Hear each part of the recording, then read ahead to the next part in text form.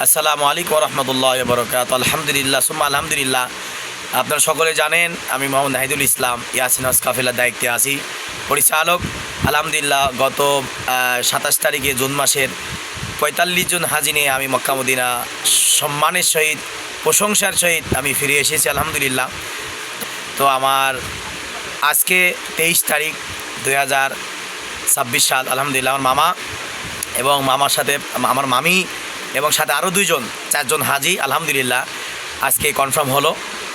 তো সকলে আমার জন্য দোয়া করবেন, আল্লাহ পাক যেন আমার মামাকে এবার সমস্ত বালা মুসিবত থেকে হেফাজত করে আমার সাথে মক্কা এবং মদিনা আল্লাহ পাক সচক্ষে দেখার তৌফিক আল্লাহ পাক যেন দান করেন।